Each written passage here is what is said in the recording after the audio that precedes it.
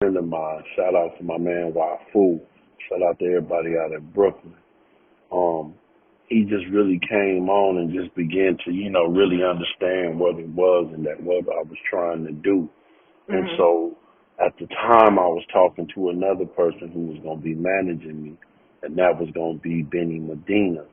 And Mhm. so me and him ended up, I just kind of felt that Jimmy fit my style and my swag and what I was on and what I was trying to accomplish. And he had the ideals and a lot of vision along with Pete Farmer, my Right. A&R, and being able to have these type of individuals around to help shape the whole project musically, business wise, and to be able to have the label support and to be able to have them to envelop those relationships that would be integral in, us going forward and being able to do the things that we would need to do.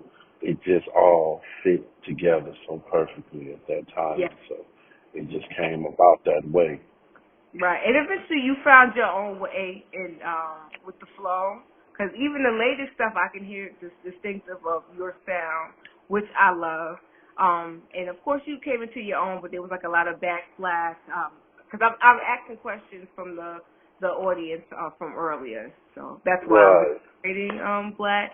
So there was a beef that you actually had with the game, and right. they because of your sound and of course of the way you came out in the game. Are you close with anybody? Is there still reoccurring beef in the air between the game and Jermaine Dupri and Jazz? And I mean, I don't have no beef with any of them at this point in a particular moment.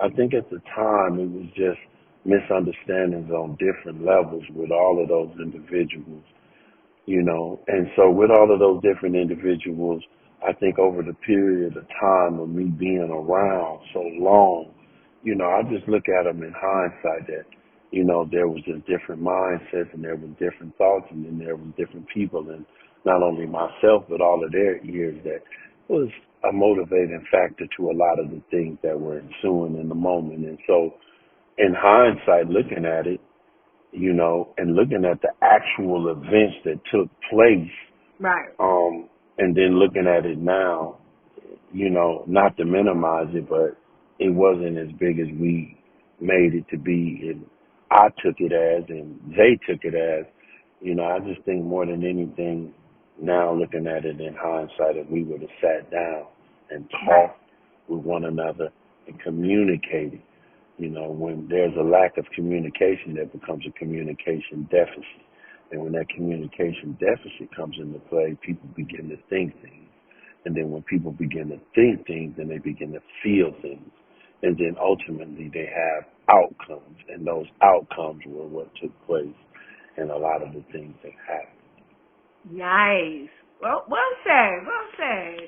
And I think that's the main thing with actual beef. Like nobody never really has the conversation. They just beef it, and most of the time they're like, "Why are we even beefing?" Especially since time has passed, because of course Right, time heals all. But right, a lot of people don't know that you have a brother that's actually in the industry. Can you right. let know who your brother is?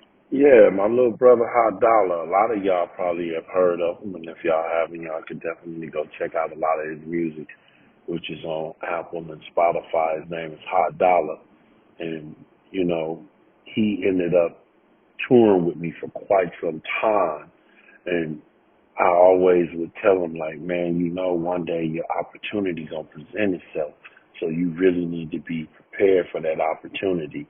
And by God's blessings and his hard work, he actually was able to capitalize on that opportunity when it knocked at his door. And so we ended up ultimately, negotiating and aligning a deal with Island Def Jam with the help of DJ Felly Fell and with John Shapiro. And so that was monumental in itself. And, things that took place after that, it is what it is. But ultimately, he was able to get himself into a national spotlight. And so I thank God that he was able to bless my brother and take him to those heights. Nice, absolutely. And we also wanted to share, which the new audience did not know. You had a cool relationship with Nipsey Hussle, R.I.P. He was actually one of your bros. Can you explain to the audience your relationship with Nipsey Hussle and just basically where he was trying to go. Because of course the marathon continues, but you also are continuing the marathon in your own right. So can you just tell us your experience with Nipsey? I mean, me being able to be in the presence of Nip in those early years in his development, man, he was really just searching for himself and looking for himself. So was all of us as being artists, and to be able to be in the presence of somebody who was just so literate and who had an understanding and a broad general view of the industry itself, and for us to be able to sit down and talk about things on so many different levels about worldly views and about the music industry and the landscape, and being here on the West Coast as West Coast artists.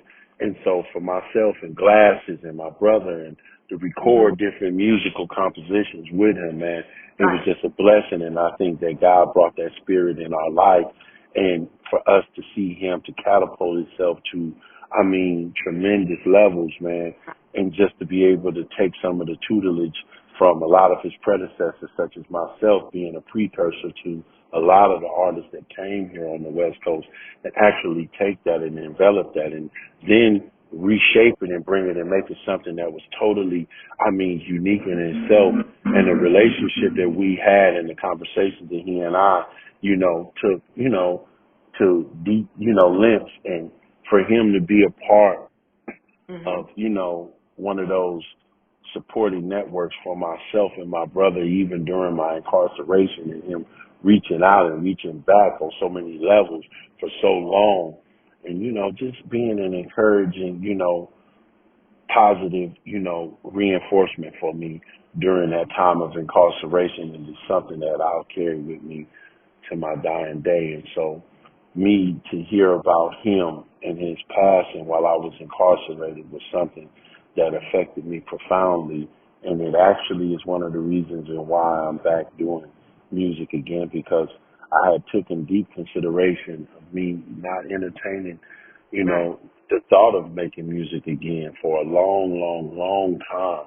And so with his passing, I could just hear him, and I know Nip, he would be like, yo, bro, do your stuff, man. Like, and he would just be really one of those individuals who wouldn't let me rest. And so me picking up my pen in 11 months and writing over 600 verses just reacclimated